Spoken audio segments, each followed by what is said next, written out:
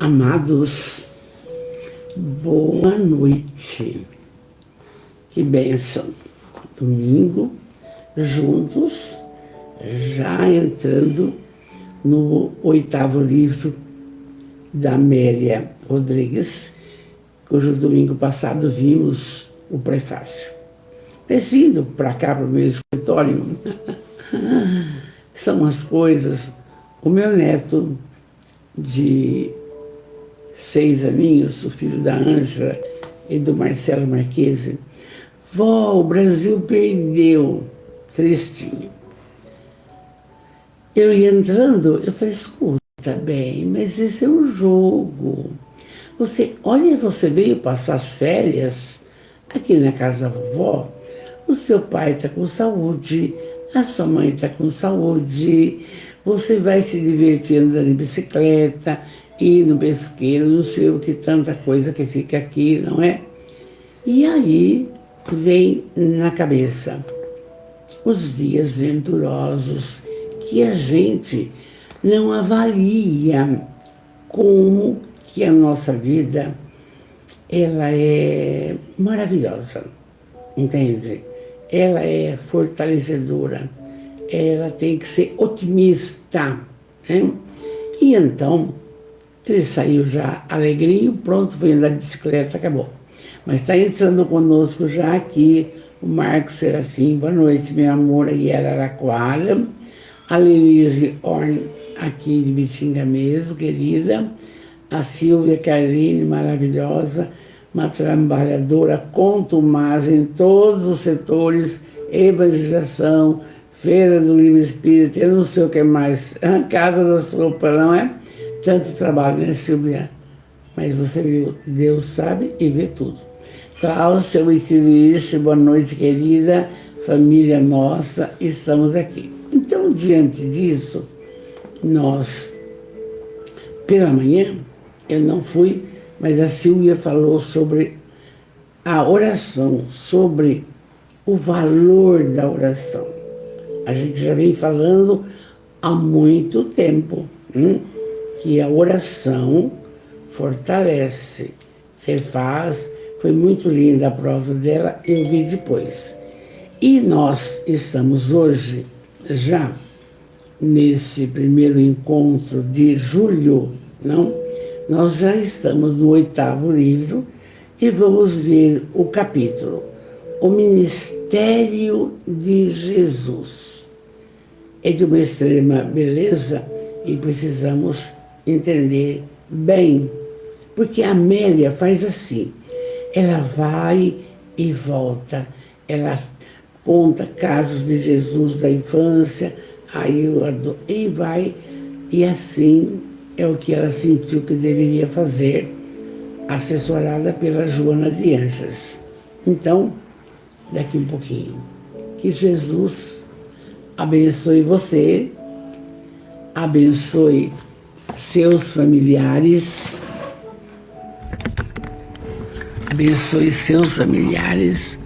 abençoe grandemente o seu lar.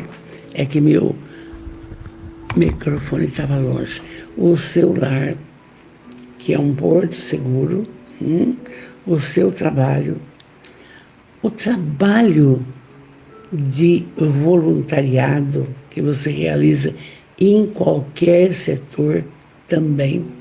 Então, é o que a gente pede logo de início.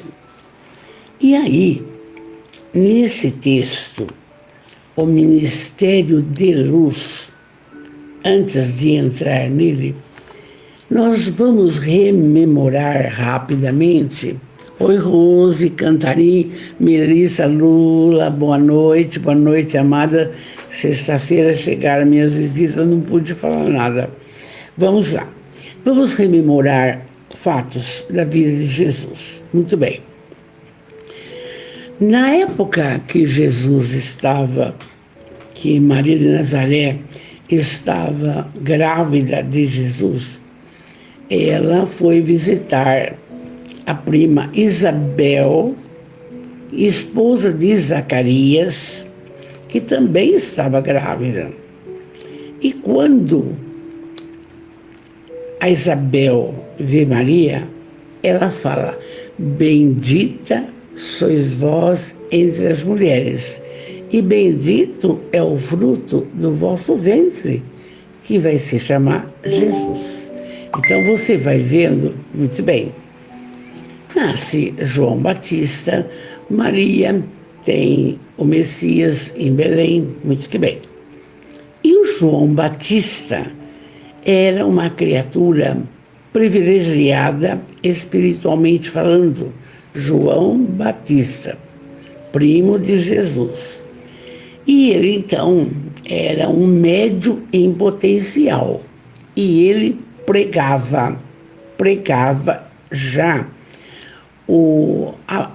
não é bem a boa nova, mas que o reino de Deus é uma colocação espiritual para aquela comunidade judaica terrível que nós vimos no prefácio, super materialista, entende? E aí, só que, como ele foi educado no deserto, não? Era aquela criatura diferenciada. E também participando da vida dos essênios, que era como uma comunidade diferente. Um dia a gente vai falar, porque eu estou com o Evangelho dos Essênios e estou estudando. Então, João Batista liderava ali, liderava a comunidade dos essênios. Uma comunidade muito pequena, não conhecia dinheiro, a troca era de alimentos, era necessário e rotina fazer oração pela manhã, oração ao meio-dia, oração às 6 horas. Parava tudo, não? E então ele foi educado ali e vivenciou ali o João Batista, e ele então depois foi para Jerusalém. E ele não tinha papas na língua. Ele, quando via as colocações do comportamento de Herodes e Herodíades, que eram detentores do poder romano no local, ele falava nas praças, ele não tinha medo de ninguém. Era uma criatura, não é agressiva, mais sincera, mais positiva, não? E aí, numa dessas prosas, o Herodes havia assumido, matrimonialmente falando, a cunhada Herodíades. E ele achou isso uma blasfêmia, não podia. E ele falava, gritava, que é pecadora, adúltera, e isso. Aí ele é preso, e ele vai para a prisão na Pérea. E era essa prisão sob o palácio do Herodes, embaixo, tá certo? Aí toda aquela passagem que você conhece, Jesus chegou a visitá-lo em Pérea, na prisão, conversaram de longe, ele estava mais ameno, e aí então falando da mesma coisa, de um Deus soberanamente bom e justo, de um Deus que não cobra nada, de um Deus que deixa a nossa condição de escolher o caminho que queremos fazer. Bom, mas você lembra daquela passagem. E ele disse naquela época que o seguinte, que ele não era o Messias. Grava bem, eu não sou o Messias. Eu não sou digno de retirar o pó das sandálias daquele que virá depois, quer dizer, do Messias, de Jesus. Ele já se colocou humildemente aí, entende? E aí, então, vocês lembram dessa passagem, que a filha da Herodíades era uma moça de uns 17, 18 anos. E O padrasto tinha um carinho por ela, excessivo até.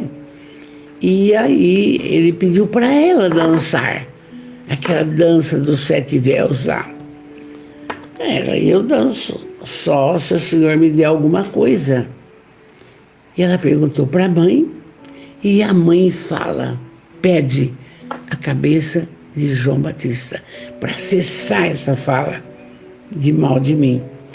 Ela pediu, e vocês sabem finalmente. Quer dizer, antes dela dançar, trouxeram a cabeça de João Batista na bandeja. Aí ela dançou. Como é que pode? Como é que pode, não é? Então, a importância do João Batista é ele esclarecer, aqui segundo Amélia, que ele sempre fala, eu não sou o Messias, eu não sou digno de limpar a sandália dele, porque ele é amor. Então, é nisso que nós vamos começar aqui o Ministério de Luz da Amélia Rodrigues. Agradeço desde já aí Lisete, bonitinha, Ada Andreoli, a nossa família unida. Gente, porque é o seguinte, eu confesso para vocês, eu tenho estudado bastante. Eu tenho estudado os 4 evangelistas, que são os chamados sinóticos, que foram escritos, esses evangelhos, 40 a 70 anos depois de Jesus, que ele partiu, que ele ressuscitou. Muito bem. Mas em 1945 foi encontrado uma urna em Nag Hammadi. Isso é histórico, é certo, não é? E aí, nessa urna, o homem estava cavocando, bateu numa coisa firme, e nessa urna abre um monte de papiro em pele de animal, que era o uso da época, e aí achou o Evangelho de Tomé, o Evangelho de Judas, o Evangelho de Maria de Magdala e outras coisas mais.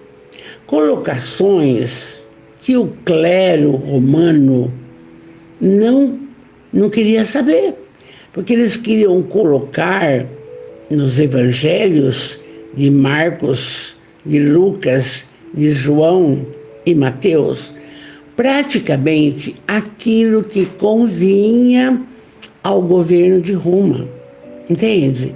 Então, como não teve nada escrito, então foi de fala. Lucas, por exemplo, não conviveu com Jesus. Ele foi atrás de Paulo para contar tudo. Visitou Maria em Éfeso para contar do nascimento. Entende? Mas só que, presta bem atenção, é de prosa em prosa que foram acontecendo as coisas. E é bom numa prosa nossa agora, mais tranquila, o seguinte, o Império Romano, eles começaram a perder o poder sobre a humanidade, porque era o centro. E aí, o que eles fizeram? Correram atrás para colocar, por exemplo, Pedro como se fosse o primeiro Papa. Negativo? Não. Como se, por exemplo, se, por exemplo, o primeiro evangelho foi escrito 40 depois de Cristo, que Cristo ressuscitou, então tem coisas que não aparecem.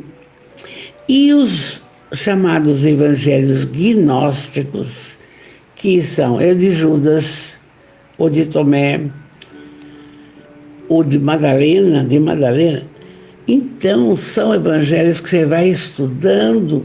Judas não foi o traidor com Tomás, não. Ele foi um coitado enganado pelo Sinédrio. Não vai acontecer nada se prender Jesus. Não vai. Ele vai ficar preso, depois aí solta.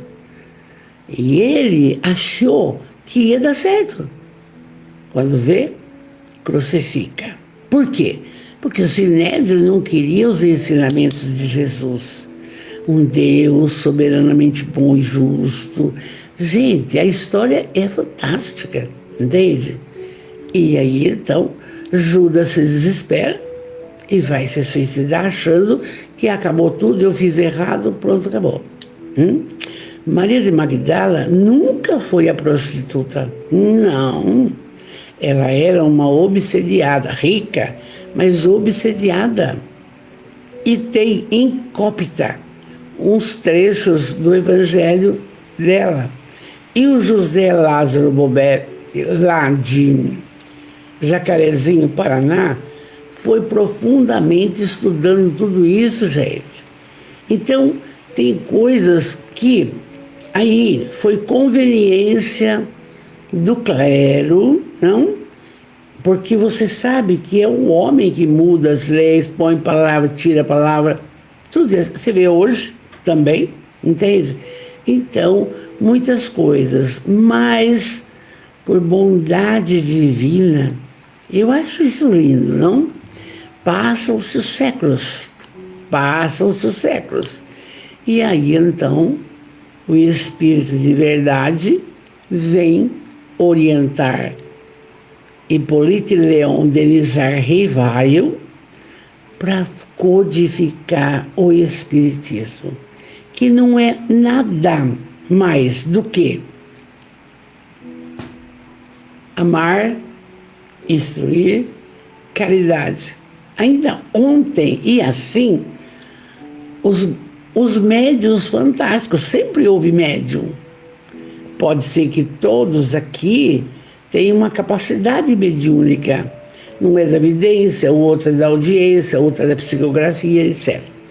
E então, olha que bênção. Esse professor, educado por Pestalozzi, vai codificar a doutrina, codificando de uma forma exemplar. E os espíritos ajudando os iluminados, os benfeitores, auxiliando montar o livro dos Espíritos, montar o Evangelho. Você entende? Tem uma mensagem do Espírito de verdade no prefácio do Evangelho segundo o Espiritismo. Mas sem preocupação com nada de ser para, como que falo, vou falar para você, de achar essa religião é boa, aquela não é boa. Não é nada disso, porque Deus tem que estar no seu coração. As suas colocações têm que estar no seu interior. Vai ensinando isso para nós, entende? Então, e aí aparece benfeitores, Emmanuel, cujos livros ditou para o Chico. Olha, você não pode, quem é mais jovem não pode, tem que ler.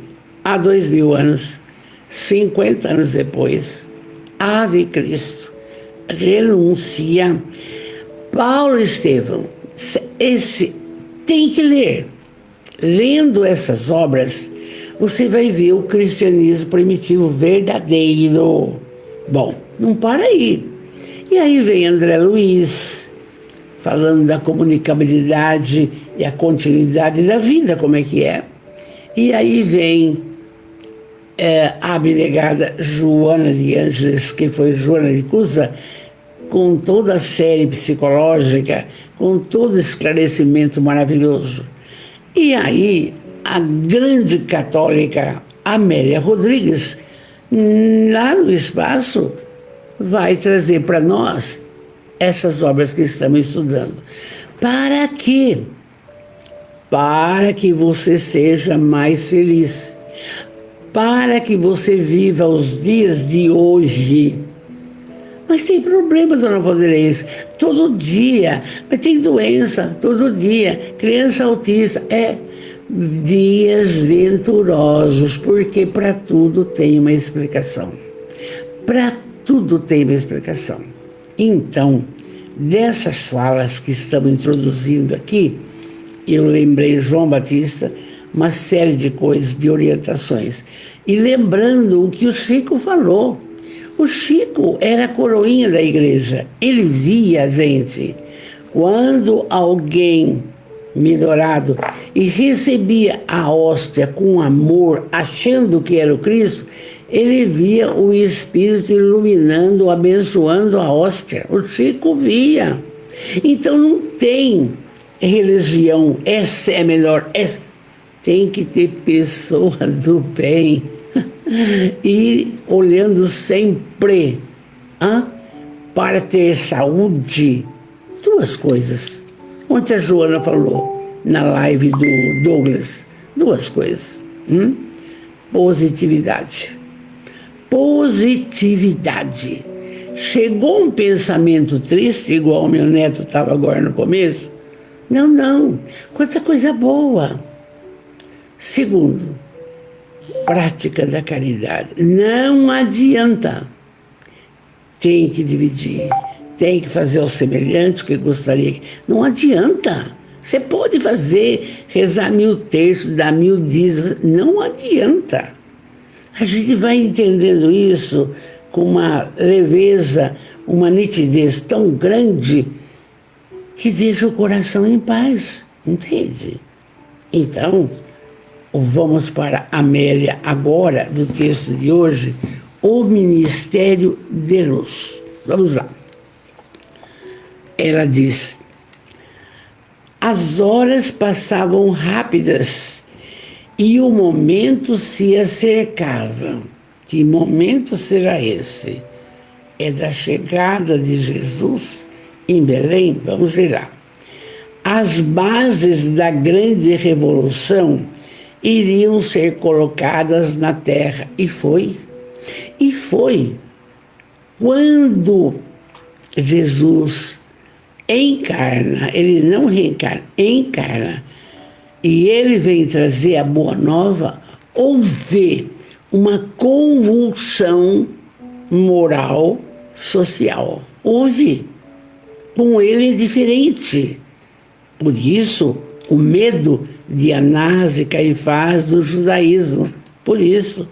Aí ela diz assim: a voz de João Batista silenciara, já contei. E o Batista fora levado ao cárcere no palácio de Herodes, na Pérea, já contei. Parecia que a claridade meridiana do momento, que por momento iluminara Israel, que era o João Batista, apagara-se de repente. Porque se ele era também um médium potencial, ele poderia, na visão do pessoal do Sinédrio, se libertar da prisão. Como também os judeus não acreditavam que, se Jesus fosse o Messias de verdade, não poderia aceitar a crucificação. É o pensamento deles. Oi, filha. Boa noite, linda. Tudo bem? Deu certo a Feira dos 500 aí? Estou acompanhando. Joana Lem, boa noite, querida. Oi, Ana Lopes, boa noite, querida. Então, veja bem. O pregador, que era o João Batista, houvera dito muitas vezes que ele não era digno de retirar o pó das sandálias daquele que viria depois, o Messias. Ele sabia. Jesus já estava começando a pregar. Jesus também esteve entre os essênios, pela essa obra desse autor estrangeiro que eu estou lendo, na próxima eu te falo. Então, ele sabia. Tanto é que a moda do cabelo repartido no meio e longo é dos essênios que Jesus copiou, tá? Então, aí a Amélia diz: ele somente acertara o caminho, corrigia as veredas, para que os pés andarilhos do outro as percorressem aplainadas. Quer dizer, Jesus vinha trazer a boa nova, mas já havia um precursor falando de um Deus soberanamente bom e justo. O seu ministério, o ministério do João Batista, encerrava-se, já contei também, cadê a degola, a fim de que se iniciasse o verdadeiro, aquele cujo anúncio ele viera. Muito bem. E aí ela continua. João Batista batiza Jesus nas águas. Você lembra? O seu batismo era com água, simbolicamente limpando as imperfeições, essas mazelas que maculam a alma. Hoje faz a mesma coisa na Igreja Católica. O espírita nem batiza mais, porque já entende diferente. Mas a do Senhor, a do Messias, seria mediante o batismo as chamas dos testemunhos que o fazem arder interiormente. A criatura, dentro dela, há um chamamento para o amor, para a instrução, para a prática da caridade. Ah, mas como não? Quantas crianças desabrigadas, quantos velhos abandonados, quanta menina explorada pelo padrasto, etc. Gente, é uma coisa infinita. E qualquer pessoa que faça parte, ou do Conselho Tutelar, ou do Centro-Dia do Idoso, ou do Conselho da Criança, está auxiliando, é a lei, entende? Quanto mais se tem um berçário, se tem, como Divaldo, uma cidade que tem desde o berçário até o colegial e talvez, e quiçá, faculdade, calcula sobre a ótica do amor, é lido. É isso que tem que aqui, a cobrança. Mas a do Senhor seria mediante as chamas do testemunho que as fazem arder interiormente. Se perguntar para nós agora, família espírita, onde é que você está dando o seu contributo pessoal para melhorar alguém? Nós não podemos esquecer disso.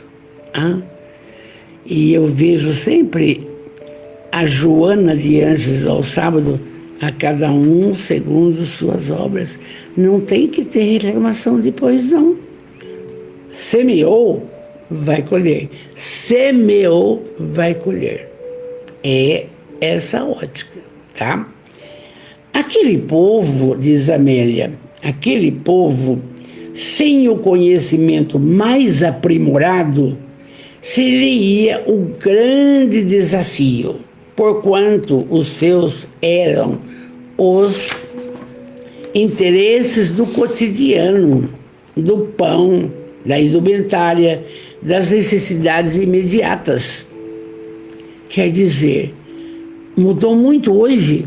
Não. A preocupação que o filho entre logo na faculdade, medicina, advocacia, não sei o que lá, não sei. Espera, eu errei, eu não fiz isso. Mas teríamos que trabalhar, certo? A parte espiritual dos nossos filhos, através da exemplificação, através do atendimento ao próximo, entende? Então, aquele povo era isso. E hoje mudou um pouco só, entendeu? Se faz o bem desde que não mexa no seu bolso. É assim.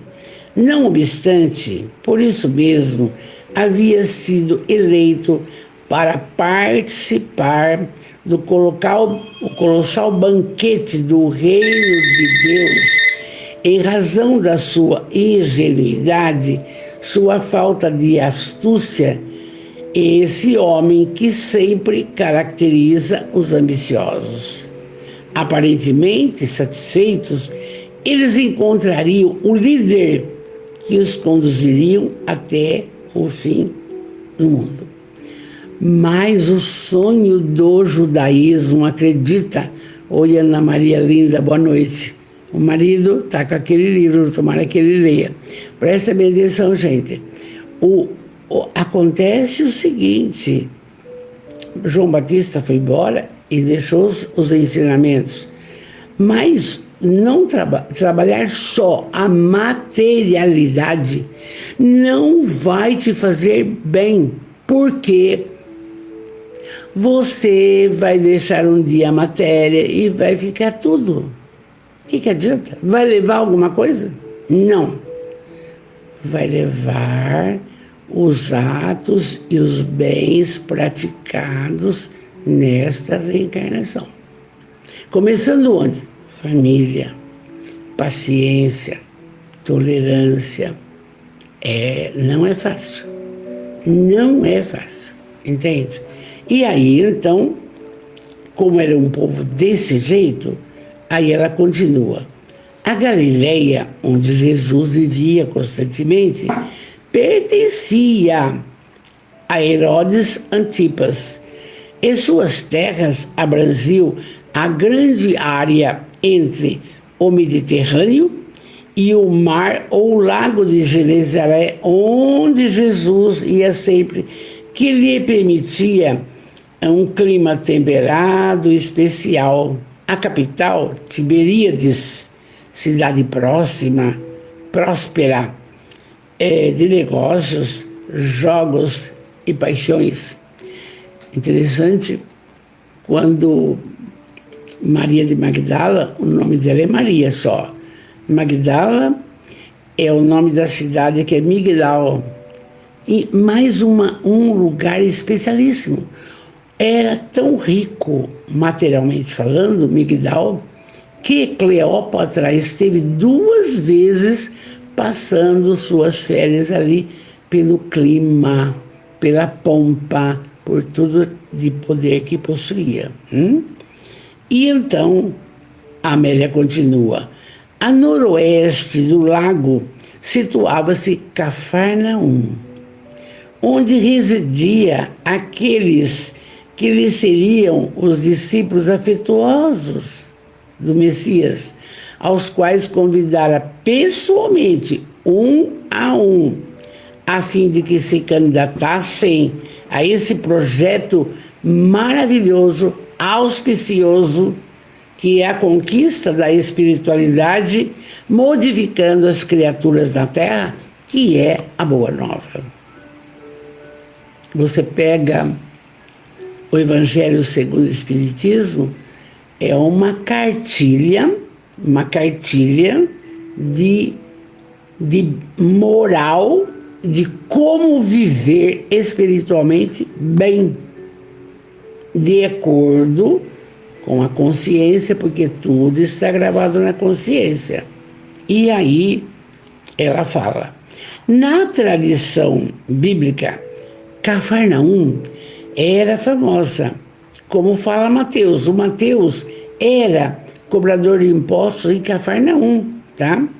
Situada na região de Zebulon e Naftali, caminho do mar, além do Jordão, onde uma grande luz seria vista pelo povo que jazia nas trevas, região de morte, porque assim tinha profetizado Isaías há mais de 900 anos, que a região de Cafarnaum iria ter essa criatura.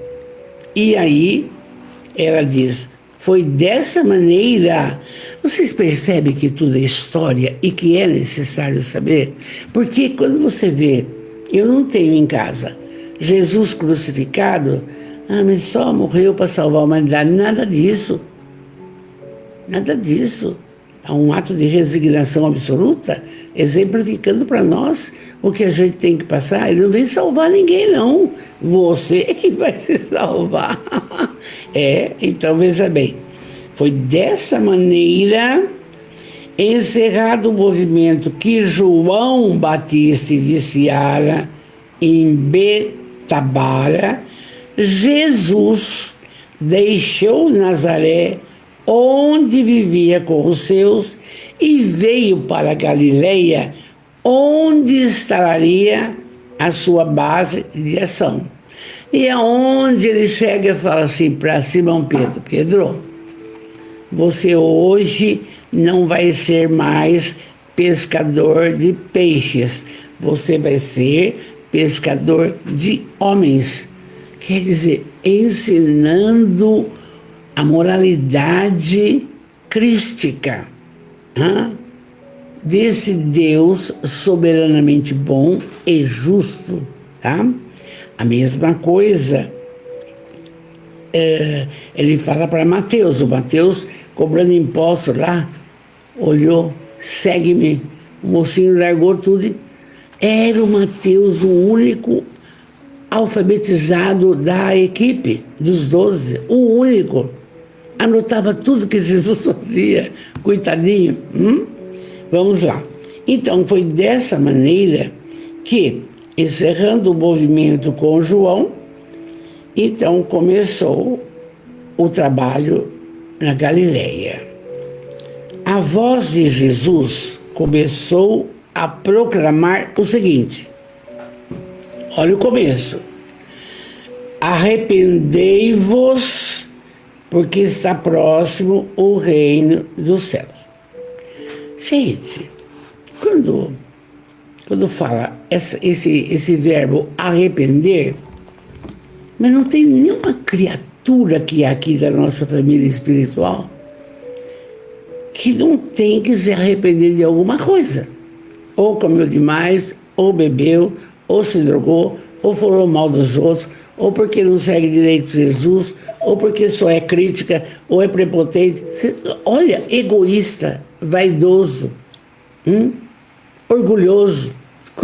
Olha, ele fala: arrependei-vos, porque está próximo o reino dos céus. Vai arrependendo do que você faz. E nós hoje? A mesma coisa. Honestamente falando, você sabe que eu sou muito clara. Se eu tenho um desconforto com o meu marido, alguma coisa, eu já falo: desculpa, me perdoa. Não vai repetir. Porque é preferível consertar na hora do que deixar para depois. Entende? Ah, mas fulano traiu. Perdoa. Perdoar é não 7, mas 70 vezes 7, veio falar Jesus. Por que não vamos levar nada? Entende? É complicado isso que eu estou falando para vocês, não? É complicado, mas é a realidade. Não guardar nada, mágoa de ninguém, porque ontem a Joana falou: a mágoa dá câncer. Quem acompanhou ontem viu bem. Não pode. Pensamento positivo e prática da caridade, acabou. Está aí o remédio, está aí a coisa. Vamos em frente. Aí, o primeiro passo, já estamos falando agora: arrependei-vos, porque está próximo. E será que nós, da nossa família, sempre para nós, não temos alguma coisa para arrepender? Por que eu comi muito para arrumar diabetes? Ah, desgranhenta, não? Por quê? Por que eu só não estudei e fiz uma carreira bonita porque eu tinha oportunidade? É assim que a gente é, achando que tem razão em tudo. Por que eu vou me incomodar muitas vezes? Vamos supor que alguém não frequenta o centro, ou não frequenta. O que eu tenho com isso? Críticas desnecessárias, falas do que falou não volta mais. É um cuidado absoluto que temos que ter. E é por isso que a doutrina está aqui falando isso, tá? E então, a Amélia diz: o arrependimento das nossas mazelas é o primeiro passo para a mudança do comportamento humano, porque é com você, não é comigo. Eu, claro, arrependo de ter comido desnecessariamente porque sou ansiosa. E por que não domina isso? Agora domina, porque arrumou diabetes, agora se controla. Mas por que não fez isso com 40, 50 anos? Entende? É claro isso daí. E é uma orientação hoje já para nós. Enquanto, diz Amélia, se está em conflito, sitiado pelo prazer, encharcado pelo gozo exaustivo, se experimenta grande alegria nisso, que sempre depois é substituída pelo tédio, sem maiores aspirações. E acontece? A pessoa conquista uma pessoa, fica com ela 2, 3 anos, acabou a graça, vem o tédio, entra em depressão e se mata. É assim. É assim. Porque não tem Jesus como seu mestre e modelo e guia. A senhora tem? Eu faço de tudo. Aí a Amélia diz, o apego às questões que agradam favorece mentirosa sensação de felicidade, cujo sabor é mais carregado de vinagre do que de licor. A Amélia é uma psicóloga fantástica, entende? O apego aos livros, aos quadros, à família, ao marido, à filha, para quê? Ame e só. Mas achar que você é dona, você é dono, para com isso. Para, não. Você vai passar. É a lei. Hã? Quantas pessoas maravilhosas passaram. Um Chico, um Divaldo, quantos? Não. Ela fala bem. E é para nós. É para nós. O apego às questões que agradam favorece mentirosa sensação de felicidade, cujo sabor depois é mais carregado de vinagre do que coisa doce. Todos quantos se afeiçoam a essa conduta, aparentemente sentem-se bem, não desejando conhecer outra alternativa, aquela que pode preencher os vazios do coração e da razão. Mas por que o vazio existencial? Porque de repente eu me cuido, faço unha, corto o cabelo, fico bonitinha, tá? Ai, não quero mais nada. Por que esse vazio? É essa parte de moralidade, a parte do amar incondicionalmente, parte do instruir. Gente, agora vendo esses evangelhos aqui, eu estou assim, turbinada, para conhecer. Vou conversar com o espírita, coisa e tal. Mas a doutrina espírita está dentro, acabou, não tem problema. Entende? Não tem que ficar preocupado com nada. A maior preocupação é a nossa conduta moral. Mas ele fez, vou dar o troco. Engano seu, não pode. Entende? É um negócio bem explicativo para nós. Então, aí a Amélia diz, desejando mudança real, faz-se indispensável a experiência renovadora, que leva ao arrependimento dos hábitos doentios que até ali foram cultivados, a fim de prosseguir-se com equipamentos novos para a ação. O direito que toda pessoa tem de recomeçar. Eu errei até aqui, agora chega. Chega, agora daqui para frente eu vou mudar. Daqui para frente, nova atitude. Mas onde você vai se escorar? Em Jesus. Mas precisa. Ele, o mestre, o modelo e o guia da humanidade. Entende? Então, essa busca dessa mudança é necessária, é preciso. Nós estamos entrando no 8º livro, são 11.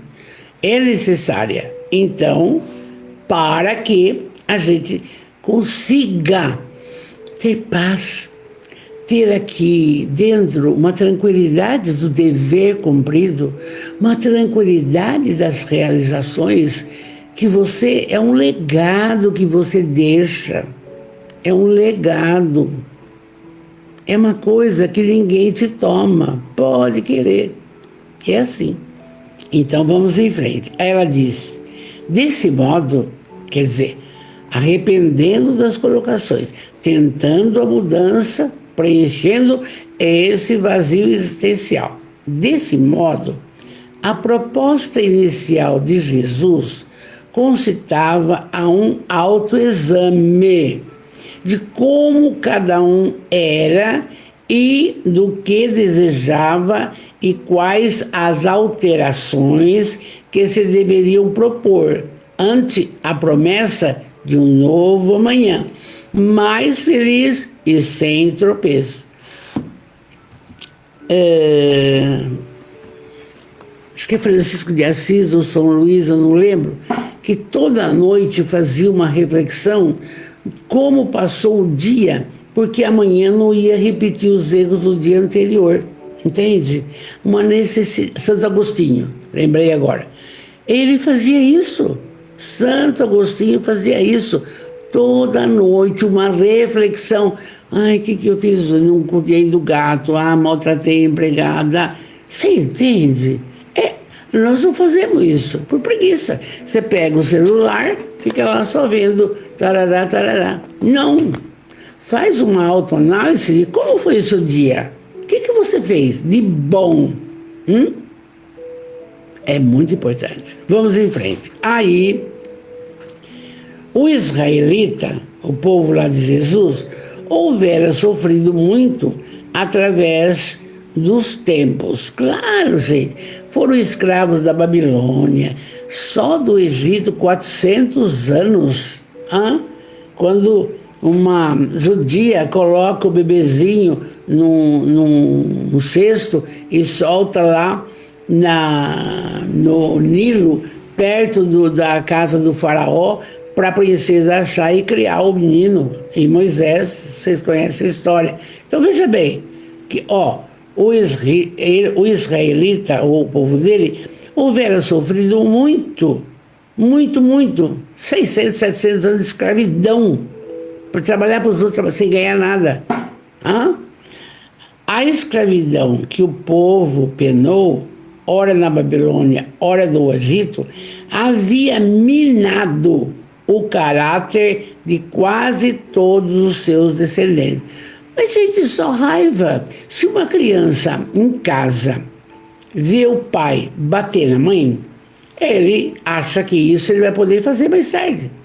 Se o pai vê o carinho, se a criança vê o pai dando carinho para a mãe, respeitando a mãe, colaborando em tudo, tá, isso é bom, tá dando certo, o lar é de paz. Tá aqui, entendeu? Agora, como sofreram todo o processo escravagista, passou para os outros. Tanto é que o Ramsés, para liberar o povo hebreu do Egito, quantas coisas o Moisés teve que fazer, e a última, vocês sabem, foi a morte do primogênito de cada casa. Então passaram assim em todas as portas que eram, entre aspas, cristãs, que eram do bem e que eram da raça de Moisés, passaram sangue de carneiro. E as que não tinham, o que aconteceu? Os primogênitos morreram. Entrou como que um ar contaminado lá, morreu. E o filho do faraó, Ramsés II, morreu também. Entende? E aí, não tem o que fazer, vou libertar. Vai, vai, vai. Quando vai andando,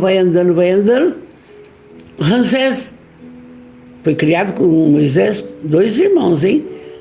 Ah, não, eu vou atrás dele, não vou deixar eles embora, eu vou ser escravo. Quando faz a travessia do Mar Morto, era um período de que a maré baixava, e aí então o Moisés sabia disso, vamos atravessar. Mas quando chegou a tribo egípcia, tudo, e o Ramsés ficou no topo lá olhando, as águas vieram e levaram tudo. Então, aqui a gente vai ver na história como que tem que ser. Então veja bem, se tinham esse caráter, porque viram, não? E o Brasil, veja bem, teve um período muito feio escravagista, entende? E ele resgata até hoje tudo isso, porque o que semeou vai colher. Passa por dificuldades políticas, etc, etc, etc, porque tem que resgatar o que eles fizeram, o que nós fizemos. Vamos em frente. O povo, desse modo, anelava, queria um Messias, mas um Messias violento, um Messias que restituísse o status garboso e forte de todos. Aquele orgulho ancestral, aquele de pertencer a Deus, conforme as profecias, não podia ceder indefinitivamente às conjecturas vergonhosas, porque Jesus falava: perdoar não 70 vezes, mas 70 vezes 7. Se dá um tapa na sua cara, dá a outra. Sabe, aquela orientação. E que a gente hoje também precisa aprender. Quando alguém te critica ou te agride por qualquer motivo, fecha a boca. Não adianta, você vai se igualar. A gente aprende com ele. Não tem resposta. O tempo cura, tudo passa, não é? Agora, então, a dominação romana tinha novamente a sua liberdade tomada e os seus passos controlados. E quando Jesus deu início, a sua pregação era natural e veio descrédito, porque eles não queriam isso, eles queriam poder, eles queriam guerra. Tanto é que Judas arrecadava dinheiro para ter armas. Olha que coisa, no evangelho dele que eu vi. Olha que imediatistas necessitavam ver para crer. Apresentaram-se, então, falsos messias no passado, que o povo se tornara armado contra os aventureiros que desejavam explorar todos em nome de Deus. Então, foi por isso que quando o mestre chegou, havia muita dúvida. Abeciladas dos fariseus para pegá-lo de alguma forma, para prendê-lo. Mas libertou o Lázaro, que tinha tido um ataque de epilepsia. Mas escuta, Lázaro saiu, muito bem. As irmãs agradecidas, 4 dias, não é? Mas aí o fariseu, escuta, mas hoje é sábado. Sabá não se trabalha. E você? Você está contrariando a Torá. Não. O meu pai trabalha até hoje. E eu também. Acabou. A resposta dada. Deus não cessa de trabalhar. E eles tinham que entender isso. Então, por isso que Jesus defrontou-se com muitos problemas. Mas ele, 3 anos perseguido diuturnamente. Até que aconteceu o que aconteceu. Não? Então, desse modo, diz Amélia, após o primeiro anúncio de Jesus, que ele falou, eu estou até esquecendo aqui atrás, que ele falou que era para a gente fazer uma avaliação, que a gente deveria, por exemplo, perdoar a todos, que a gente mesmo, o apego às coisas não podia, não? Então, Desse modo, após o primeiro anúncio, ele saiu a formar o seu colégio. Gente, apareceram 70 indivíduos, ficaram 12. Você percebe? 70, ficaram 12. E então, seu colégio era de colaboradores, convocando-os verbalmente. Eu já expliquei como. Ele que os conhecia e sabia onde estavam.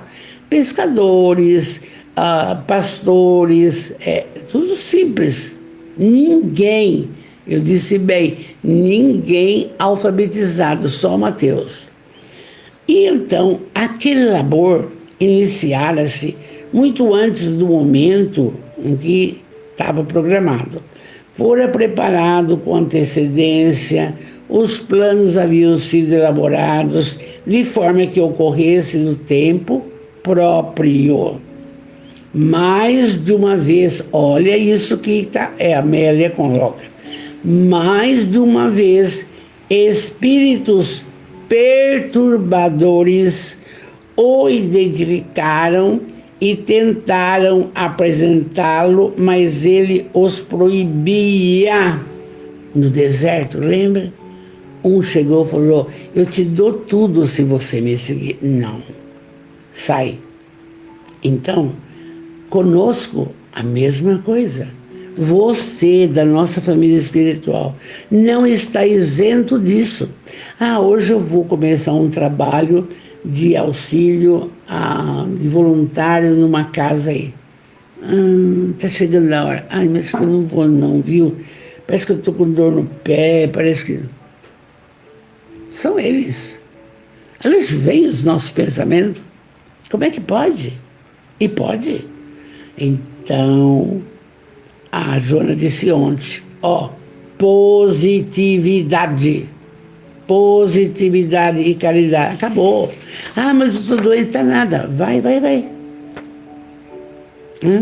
Então aqui, Jesus sofreu a perturbação dos inferiores, mas tirou de letra, não?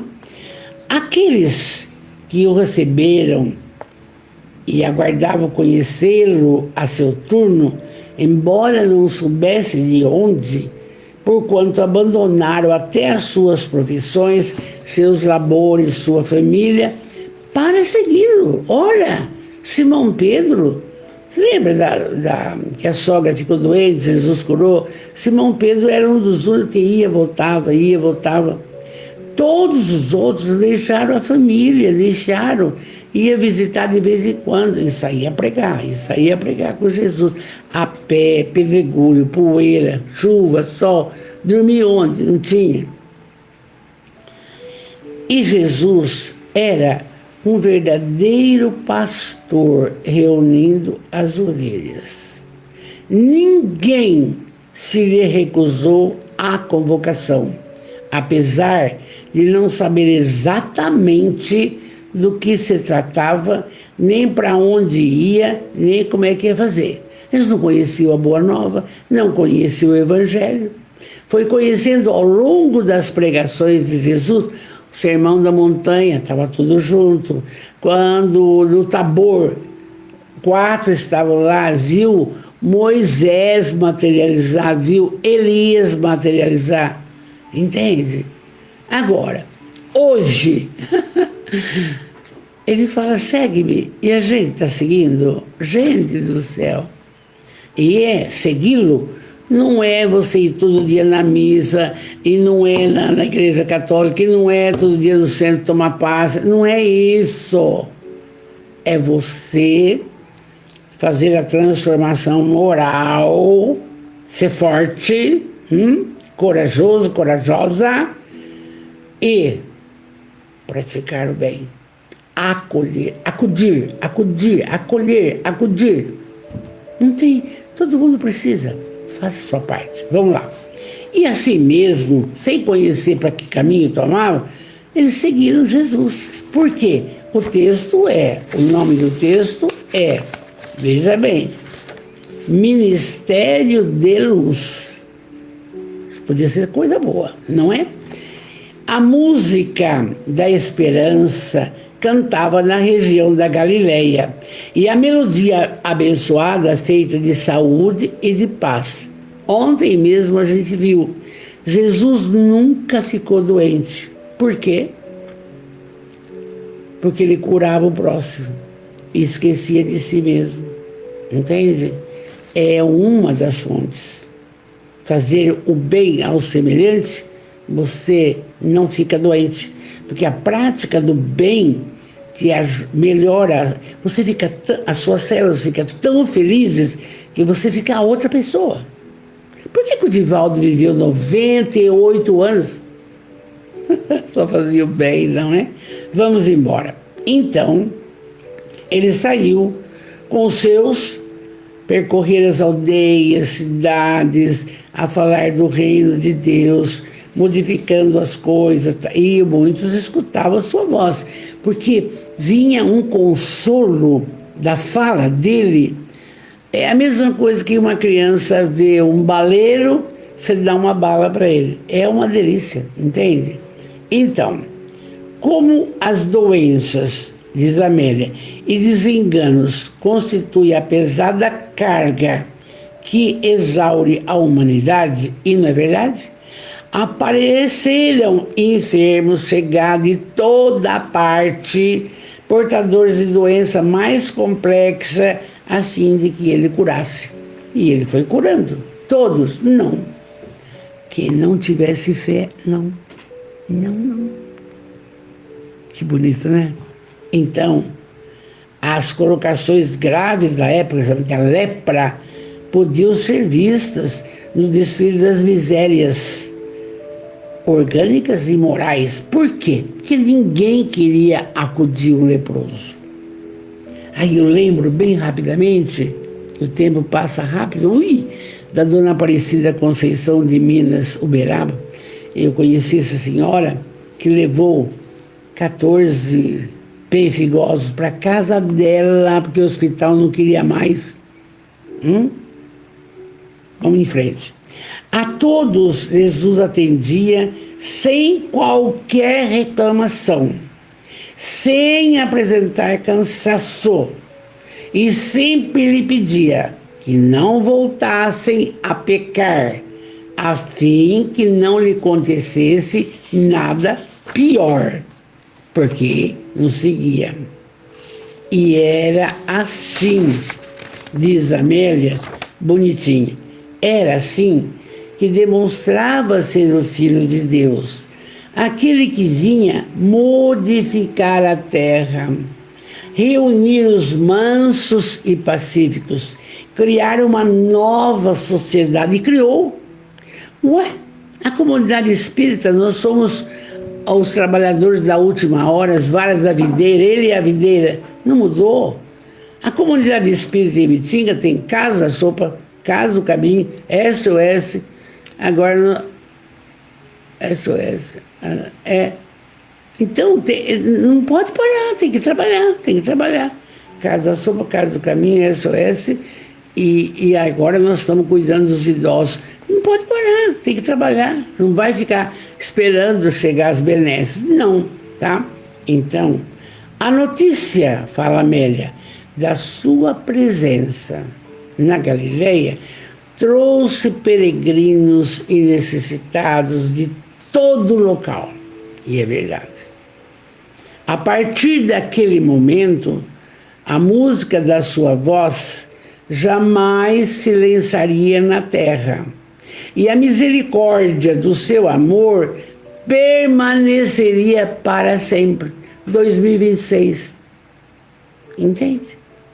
E nós estamos convidando, e vocês, a nossa família, estão aqui comigo, para ver a Amélia, porque ela está na parte espiritual, ditando o livro e falando dele.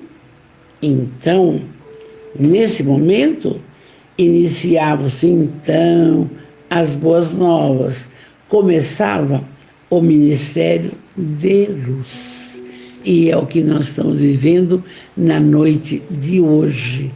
Esse ministério, porque nós vivemos dias venturosos, com dor, com um irmão que parte, nós vivemos dias venturosos. É muito bom saber aproveitar. Vamos orar. Que noite linda, Jesus, não? Vamos orar. Se você colocou um copinho de água aí, é bom, viu? Porque, naturalmente, seu espírito protetor vai te ajudar aí. Deus, soberanamente bom e justo, Jesus, o médico, o amigo, o companheiro de todas as horas. Benfeitores espirituais, tantos, Santo Agostinho, Santo Expedito, São Sebastião, não sei, tantos. E Espírito protetor de cada um que aqui está. Amados, primeiro constitui uma bênção agradecer tudo que nos tem concedido, o dom da vida, essa reencarnação. Obrigado também pela família, olha, pelo lar, pelo trabalho, nós particularmente, pelos esclarecimentos dos benfeitores maravilhosos, Emmanuel, André Luiz, Joana de Anjos, Amélia e tantos. Obrigado. E agora, pedintes que somos, cada um vai fazer o seu pedido.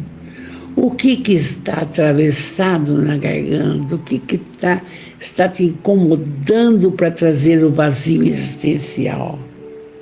Peça. Pedi e obtereis. Peça enquanto oramos. Deus de amor, permiti que os bons espíritos que nos cercam venham em nossa ajuda quando estamos passando por qualquer dificuldade e nos sustenta para não vacilar. Fazei, Jesus, que esses irmãos espirituais nos inspirem mais a fé, a coragem, a força, a vontade de mudar e de prosseguir, transformando-se moralmente. Fazer isso por nós, mestre.